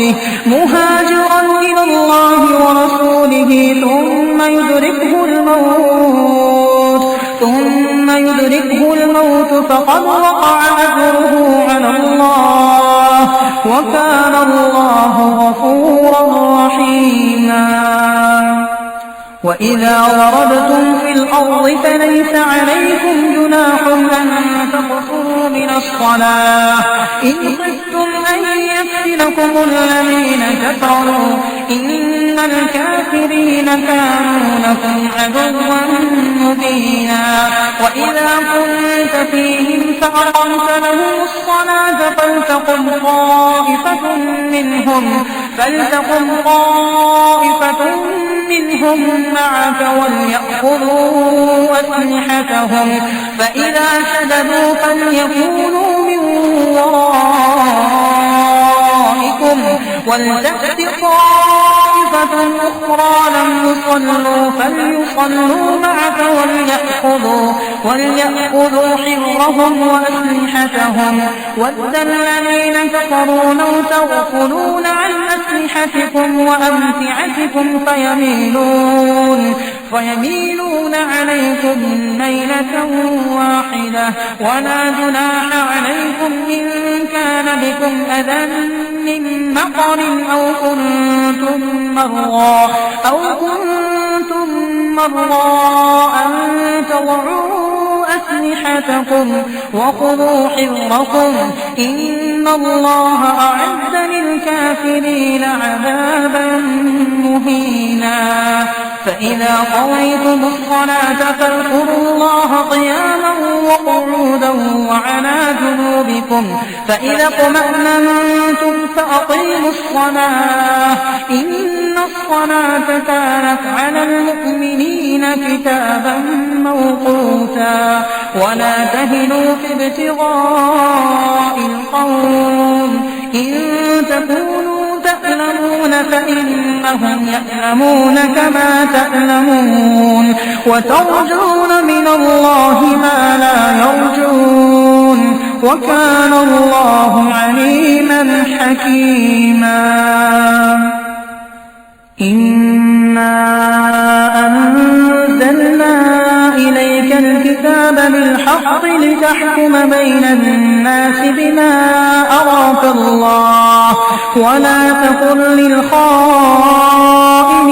خصيما واستغفر الله إن الله كان غفورا رحيما ولا تجادل عن الذين يختانون أنفسهم إن الله لا يحب من كان خوانا أثيما يستخفون من الناس ولا يستخفون من الله وهو معهم إذ يبيتون ما لا يرضى من القول وكان الله بما يعملون محيطا ها أنتم هؤلاء جادلتم عنهم في الحياة الدنيا فمن يجادل الله عنهم يوم القيامة أم من يكون عليهم وكيلا ومن يعمل سوءا أو يظلم نفسه ثم يستغفر الله يجد الله غفورا رحيما ومن يكسب إثما فإنما يكسبه على نفسه وكان الله عليما حكيما ومن يكسب خطيئة أو إثما ثم يرم به بريئا فقد احتمل بهتانا وإثما مبينا ولولا قول الله عليك ورحمته لهم طائفة منهم أن يضلوك وما يضلون إلا أنفسهم وما يضرونك من شيء وأنزل الله عليك الكتاب والحكمة وعلمك ما لم تكن تعلم وكان فضل الله عليك عظيما لا خير في كثير من نجواهم إلا من أمر بصدقة أو معروف أو إصلاح بين الناس ومن يفعل ذلك ابتغاء مرضات الله فسوف نؤتيه أجرا عظيما ومن يشاقق الرسول من بعد ما تبين له الهدى ويتبع غير سبيل المؤمنين نوله ما تولى ونصله جهنم وساءت مصيرا إن الله لا يغفر أن يشرك به ويغفر ما دون ذلك لمن يشاء ومن يشرك بالله فقد ضل ضلالا بعيدا إن يدعون من دونه إلا إناثا وإن يدعون إلا شيطانا مريدا لعنه الله وقال لأتخذن من عبادك نصيبا مفروضا ولأضلنهم ولأمنينهم ولآمرنهم فليبتكن آذان الأنعام ولآمرنهم فليغيرن خلق الله ومن يتخذ الشيطان وليا من دون الله فقد خسر خسرانا مبينا يعدهم ويمنيهم وما يعدهم الشيطان إلا غرورا أولئك مأواهم جهنم ولا يجدون عنها محيصا والذين آمنوا وعملوا الصالحات سندخلهم جنات تجري من تحتها الأنهار خالدين فيها أبدا وعد الله حقا ومن أصدق من الله قيلا ليس بأمانيكم ولا أماني أهل الكتاب من يعمل سوءا يجز به ولا يجد له من دون الله وليا ولا نصيرا ومن يعمل من الصالحات من ذكر أو أنثى وهو مؤمن فأولئك يدخلون الجنة ولا يظلمون نقيرا ومن أحسن دينا ممن أسلم وجهه لله وهو محسن واتبع واتبع ملة إبراهيم حنيفا واتخذ الله إبراهيم خليلا ولله ما في السماوات وما في الأرض وكان الله بكل شيء محيطا ويستفتونك في النساء قل الله يفتيكم فيهن وما يتلى عليكم في الكتاب في يتامى النساء اللاتي لا تؤتونهن ما كتب لهن وترغبون أن تنكحوهن والمستضعفين من الولدان وأن تقوموا لليتامى بالقسط وما تفعلوا من خير فإن الله كان به عليما وإن امرأة خافت من بعدها نشوزا أو إعراضا فلا جناح عليهما أن يصلحا بينهما صلحا والصلح خير وأحضرت الأنفس الشح وإن تحسنوا وتتقوا فإن الله كان بما تعملون خبيرا ولن تستطيعوا أن تعدلوا بين النساء ولو حرصتم فلا تميلوا كل الميل فتذروها كالمعلقة وإن تصلحوا وتتقوا فإن الله كان غفورا رحيما وإن يتفرقا يغني الله كلا من سعته وكان الله واسعا حكيما ولله ما في السماوات وما في الأرض ولقد وصينا الذين أوتوا الكتاب من قبلكم وإياكم أن اتقوا الله وإن تكفروا فإن لله ما في السماوات وما في الأرض وكان الله غنيا حميدا ولله ما في السماوات وما في الأرض وكفى بالله وكيلا إن يشأ يذهبكم أيها الناس ويأت بآخرين وكان الله على ذلك قديرا من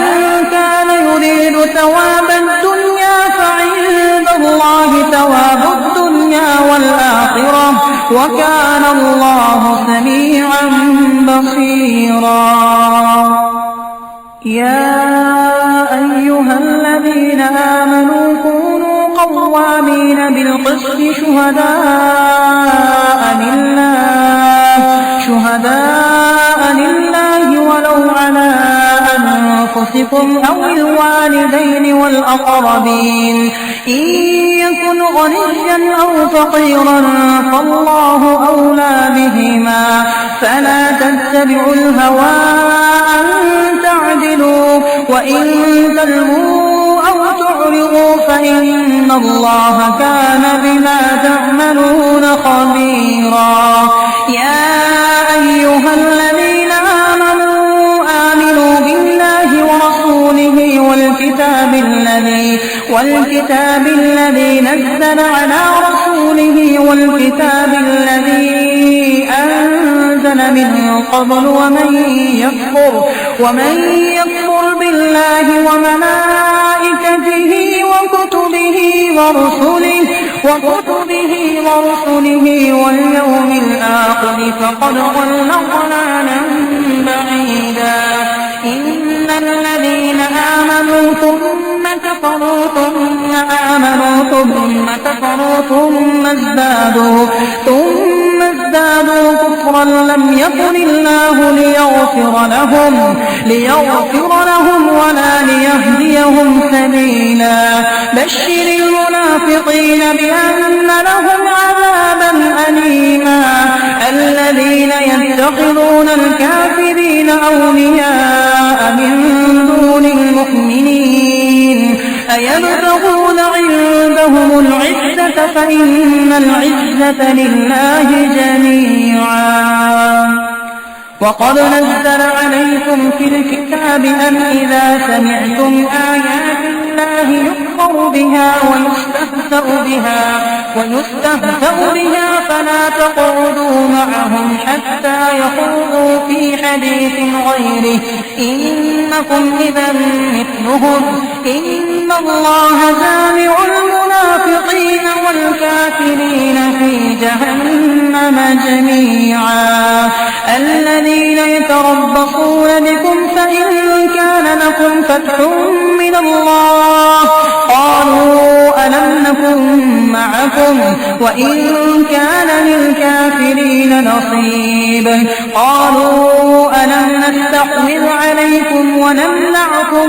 من المؤمنين فالله يحكم بينكم يوم القيامة ولن يجعل الله للكافرين على المؤمنين سبيلا. إن المنافقين يخادعون الله وهو خادعهم وإذا قاموا إلى الصلاة قاموا كسالى يراءون الناس ولا يذكرون الله إلا قليلا مذبذبين بين ذلك لا إله هؤلاء ولا إله هؤلاء ومن يضلل الله فلن تجد له سبيلا. يا أيها الذين آمنوا لا تتخذوا الكافرين أولياء من دون المؤمنين أتريدون أن تجعلوا لله عليكم سلطانا مبينا. إن المنافقين في الدرك الأسفل من النار ولن تجد لهم نصيرا إلا الذين تابوا وأصلحوا واعتصموا بالله وأخلصوا دينهم لله فأولئك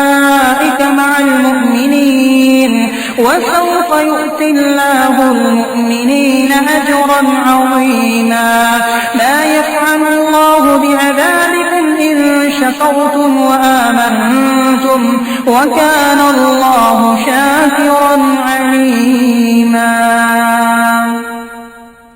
لا يحب الله الجهر بالسوء من القول إلا من ظلم وكان الله سميعا عليما. إن تبدوا خيرا أو تخفوه أو تعفوا عن سوء فإن الله كان عفوا قديرا. إن الذين يكفرون بالله ورسله ويريدون أن يفرقوا بين الله ورسله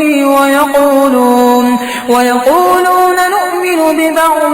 ونكفر ببعض ويريدون أن يتخذوا بين ذلك سبيلا. أولئك هم الكافرون حقا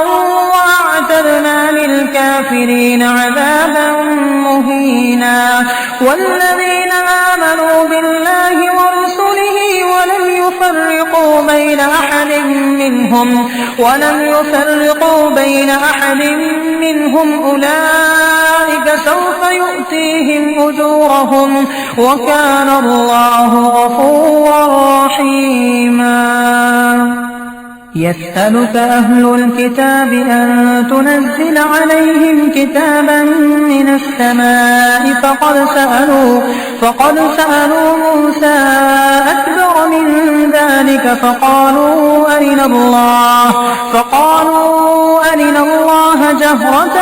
فأخذتهم الصاعقة بظلمهم ثم اتخذوا العجل من بعد ما جاءتهم البينات فعفونا عن ذلك وآتينا موسى سلطانا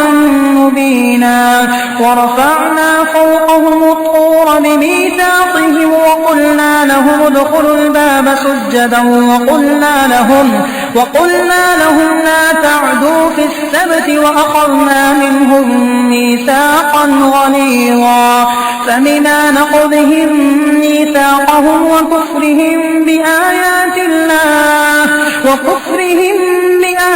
الله وقتلهم الأنبياء بغير حق وقولهم قلوبنا غلف بل طبع الله عليها بكفرهم فلا يؤمنون إلا قليلا وبكفرهم وقولهم على مريم بهتانا عظيما وقولهم إنا قتلنا المسيح عيسى ابن مريم رسول الله وما قتلوه وما صلبوه ولكن شبه لهم وإن الذين اختلفوا فيه لفي شك منه ما لهم به من علم إلا اتباع الظن وما قتلوه يقينا بل رفعه الله إليه وكان الله عزيزا حكيما وإن من أهل الكتاب إلا ليؤمنن به قبل موته ويوم القيامة يكون عليهم شهيدا فبظلم من الذين هادوا حرمنا عليهم طيبات أحلت لهم وبصدهم عن سبيل الله كثيرا وأخذهم الربا وقد نهوا عنه وأكلهم أموال الناس بالباطل وأعتدنا للكافرين منهم عذابا أليما لكن الراسخون في العلم منهم والمؤمنون يؤمنون بما أنزل إليك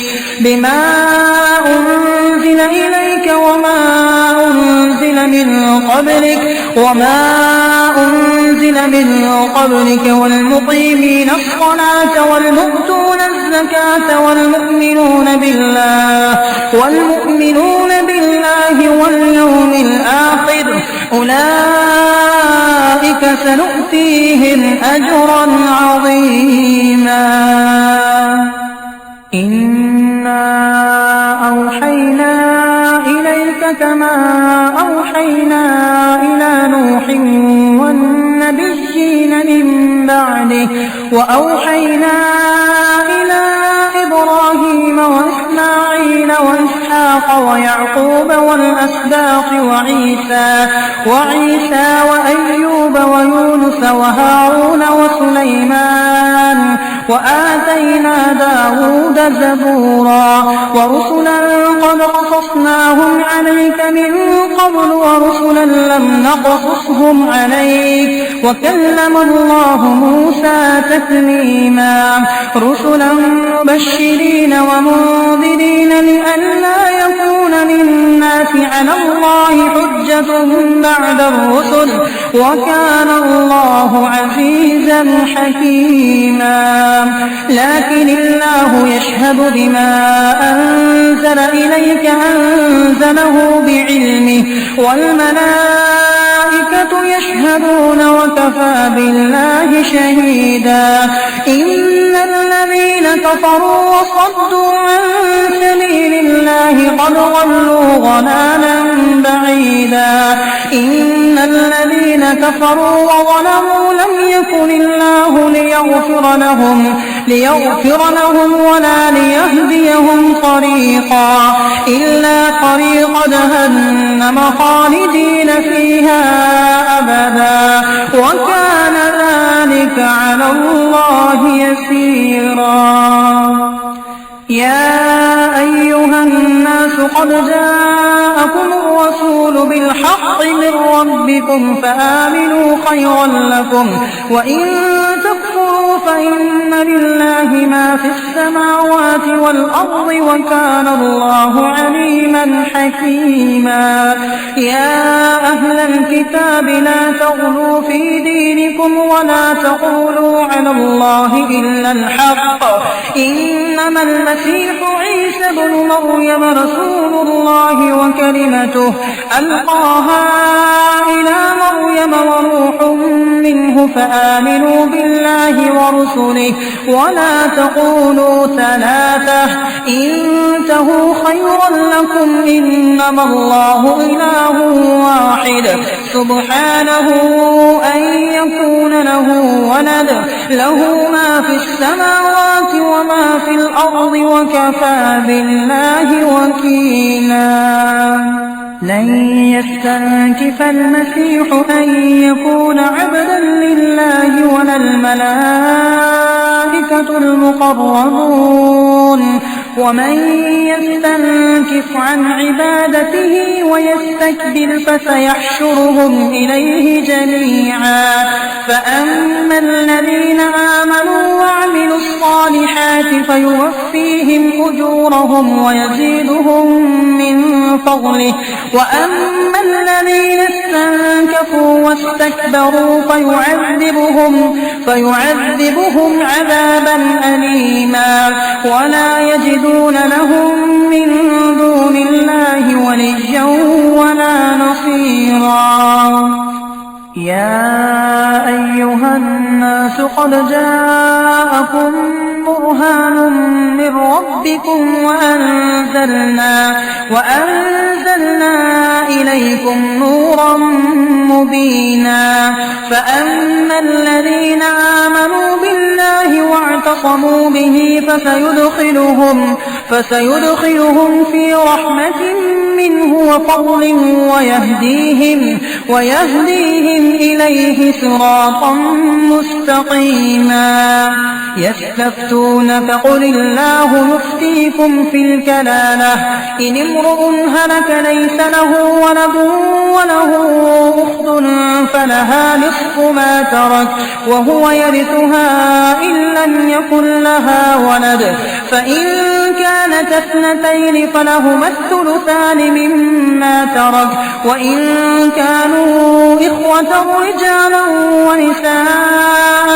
فللذكر مثل حظ الأنثيين. يبين الله لكم أن تضلوا والله بكل شيء عليم. Please like and subscribe my channel Islam the Ultimate Peace. بسم الله الرحمن الرحيم. يا أيها الناس اتقوا ربكم الذي خلقكم من نفس واحدة وخلق منها زوجها وبث منهما رجالا كثيرا ونساء، واتقوا الله الذي تساءلون به والأرحام، إن الله كان عليكم رقيبا. وآتوا اليتامى أموالهم ولا تتبدلوا الخبيث بالطيب ولا تأكلوا أموالهم إلى أموالكم إنه كان حوبا كبيرا. وإن خفتم ألا تقسطوا في اليتامى فانكحوا ما طاب لكم من النساء مثنى وثلاث ورباع، فإن خفتم ألا تعدلوا فواحدة أو ما ملكت أيمانكم ذلك